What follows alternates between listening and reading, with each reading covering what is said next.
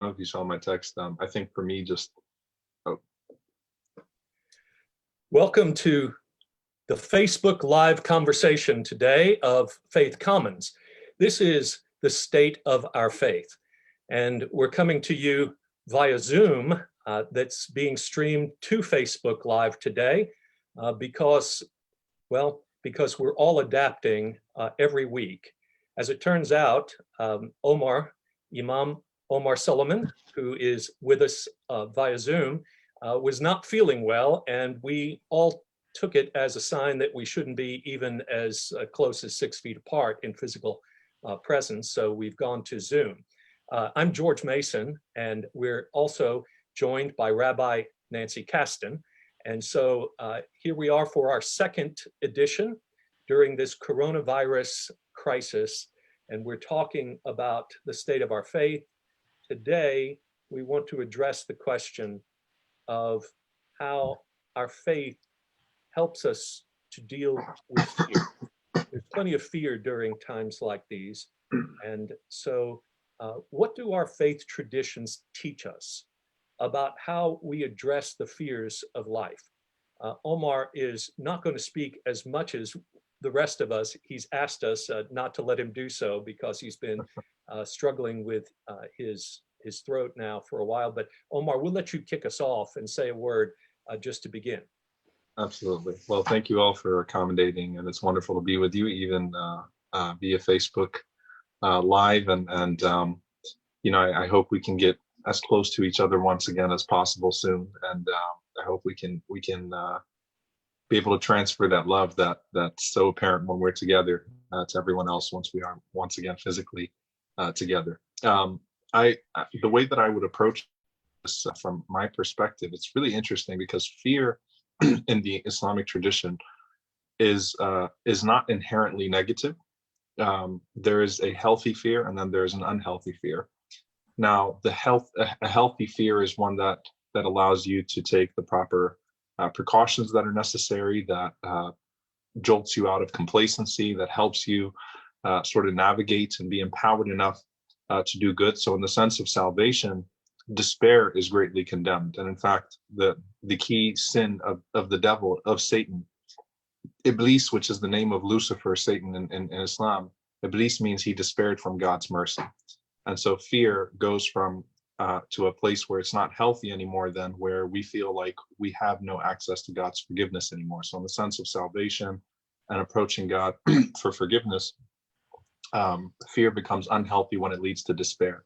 But fear that causes you to be more God conscious and to be more to take your responsibilities, your obligations more seriously, is in fact looked upon very favorably. What that means in the worldly sense is that every emotion that God has given us is a healthy emotion if we channel it in a healthy way.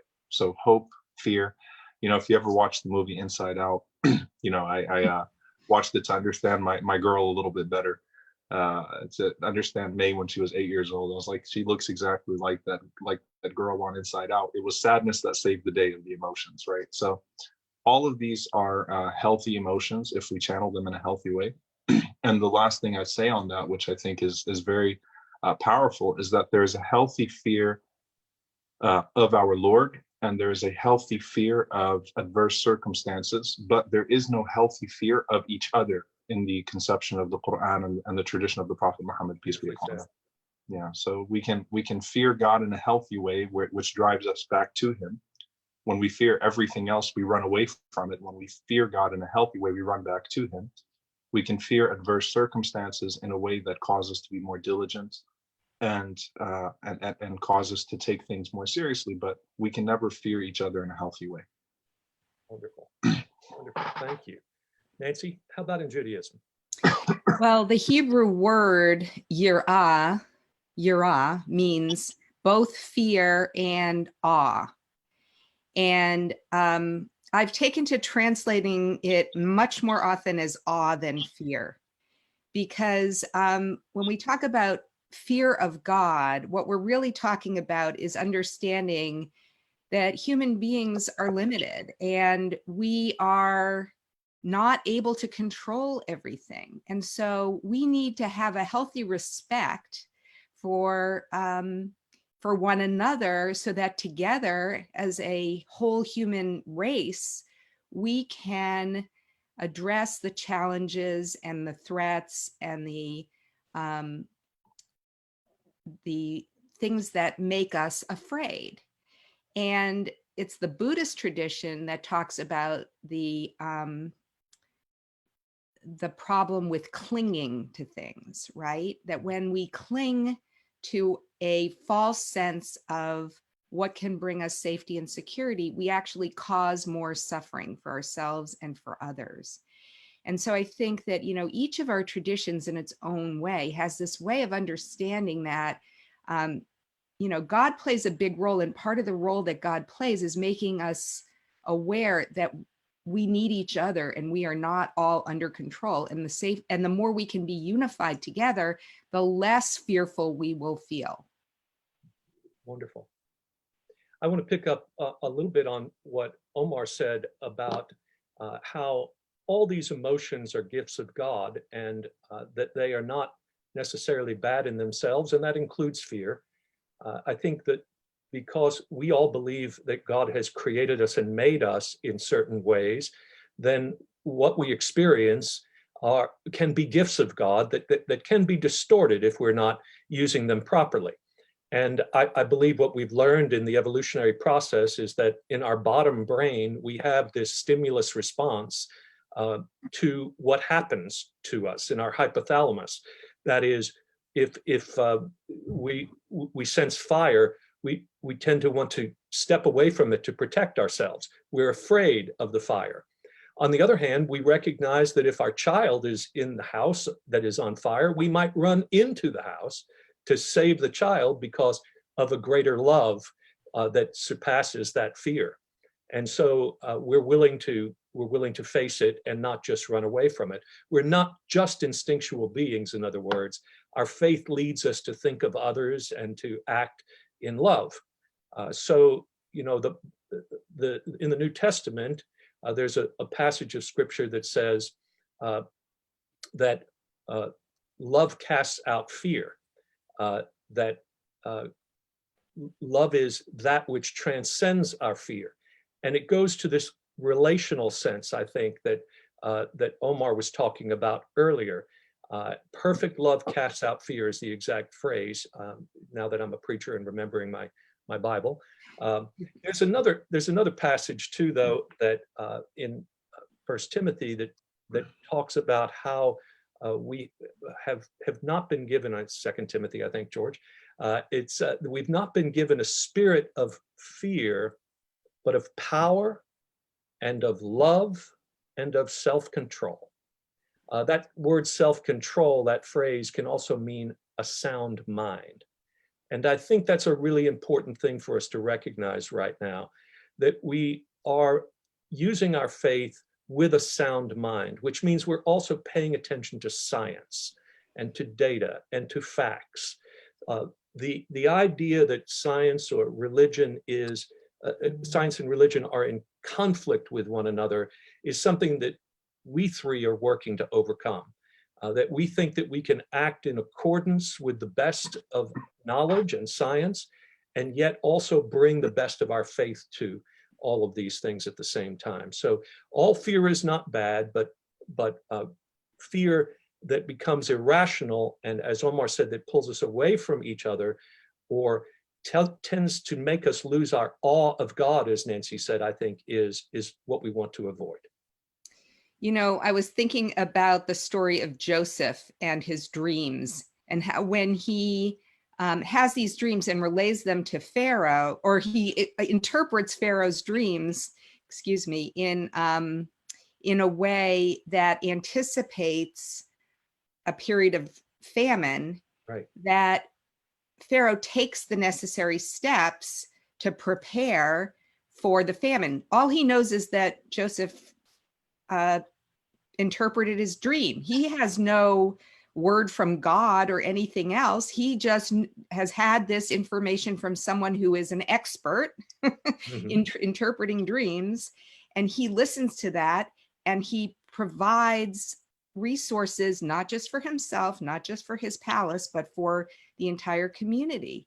And he ends up being able to save people because he's listened to the expert advice and followed through on it. And again, not for just himself, but for others. So we see this in our scripture exhibited. It may not be the CDC, but we have these practices that show an understanding of the way nature works and God works within nature and within human beings. And yet we can also think about that same Pharaoh putting the economy above humanity in wanting to produce, to have the Hebrew slaves build and build and build and build and even make bricks without straw.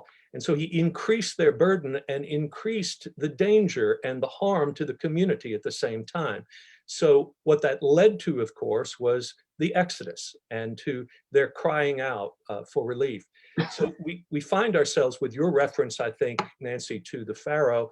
We certainly are wrestling this week with this whole idea of how it is that we balance in some way or reckon with the importance of public health and at the same time see that this is like a spider web where anywhere you touch affects everything else, and the economy is taking a deep blow at this point because of it, and people are beginning to worry about the harmful effects of bad economy on public health as well.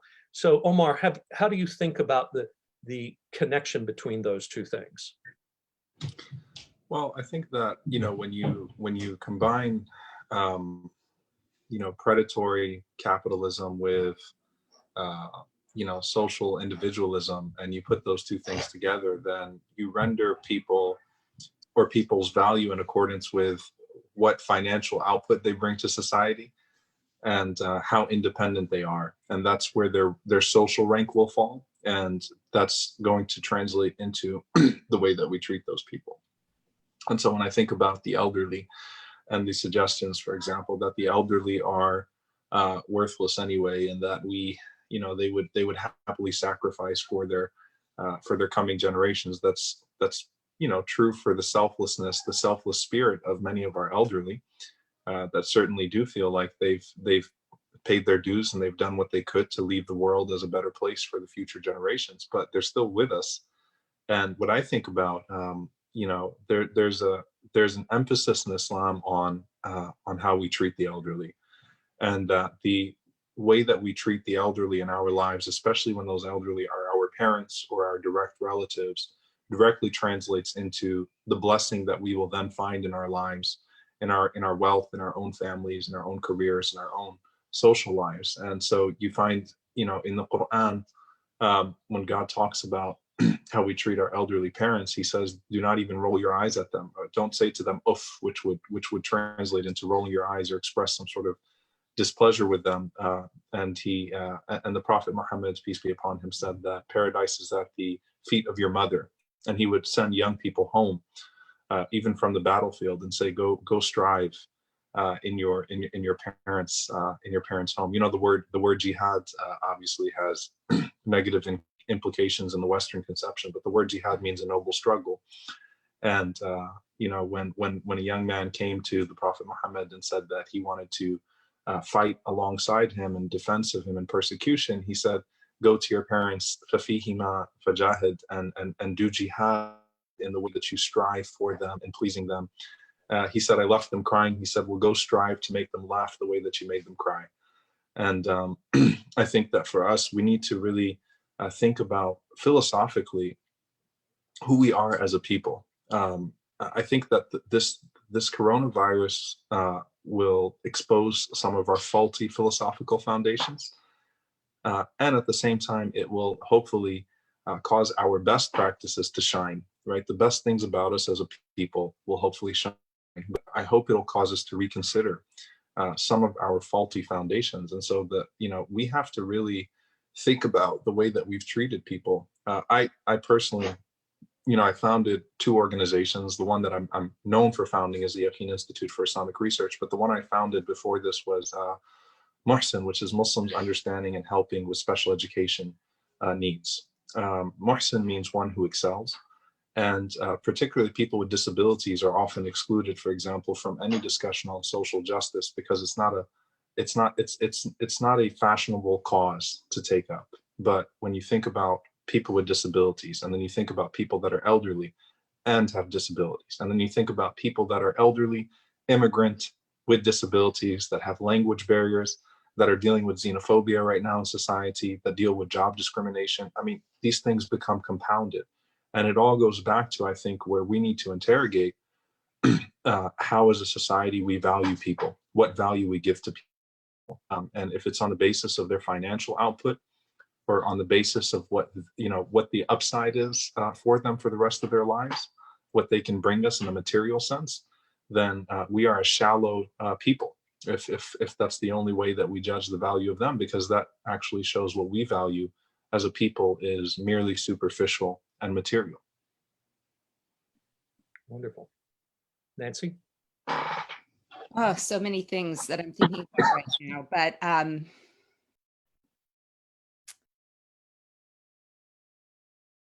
this whole question, I can't help but say that people who claim to be pro-life claim to value every life, no matter how young or undeveloped or pre-emergent. And yet these circumstances are revealing not just that we have to make choices all the time about priorities of who gets what resources, and that does end up determining life and death, but also that there has to be a balance between autonomy and governance and rules. And there's been a very lopsided conversation about that in our communities up until now. The issue that I'm more thinking about right now, because of the skyrocketing numbers of firearms sales, is that while our elected leaders in Texas are preserving people's rights to buy firearms to protect themselves, they're only thinking about people getting threatened from the outside. But so many of the gun deaths in our country and in our state are due to suicide and to domestic violence. And, we know that hundreds and thousands of people are getting killed, daily, yearly, because of unrestricted access to firearms. And yet we persist in maintaining a narrative in which the main thing is that safety means being able to have a firearm in order to protect yourself from outside threat. So Nancy has written and published an opinion piece on this very subject. No, it's not published yet, George. What's that? That's not published yet. It's not. Oh, No. All right. Well, I thought we had posted it. We will be posting it on our Faith Commons page, but stay tuned for that then. I'm misinformed. But thank you for your reflections on that, Nancy. I think the thing I want to pick up on about the economy is this, that we do have times when we hear people trying to define our country in terms of our economic life alone. And I think it's a tendency that that happens to us because we've been such a powerful economic engine for growth over the years globally because of our free enterprise system. And the temptation then is to think of our American exceptionalism, so to speak, in terms of our economic life. When Bill Clinton was running for office, James Carville, his campaign manager, kept reminding him, "It's the economy, stupid. It's the economy, stupid." Well, let's talk about what the economy really is. The word comes from the Greek, which begins with eco or oikos in the Greek, which means house or household. And nomos, economy, it means rules or laws. So it's the rules or laws of the household.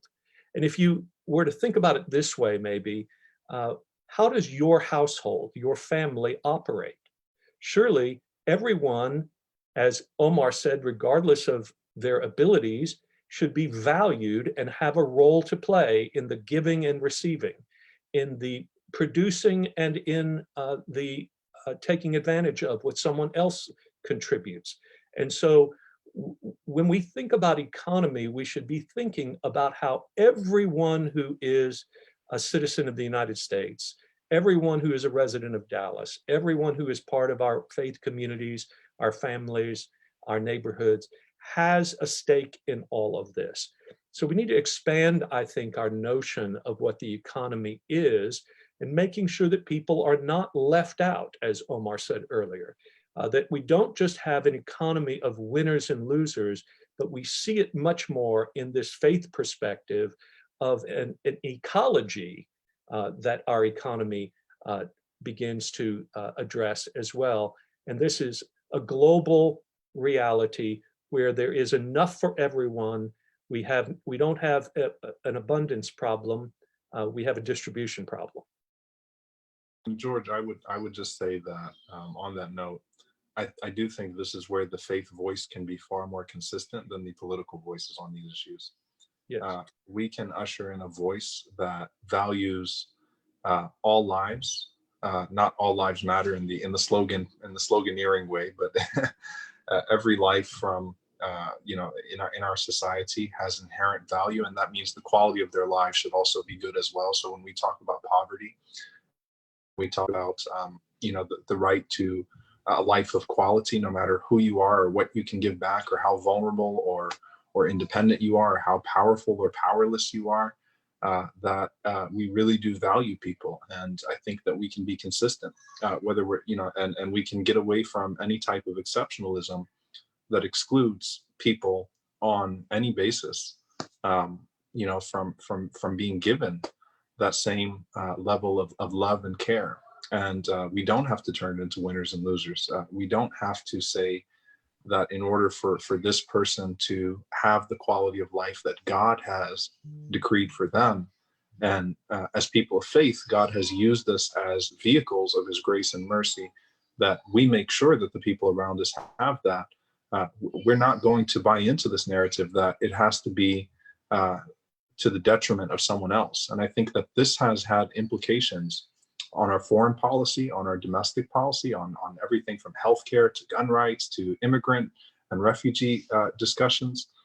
There's always, and that's where unhealthy fear comes, right? And I say this as someone who represents in the post 9/11 world, America's boogeyman, the Imam, the Muslim with the beard and the kufi,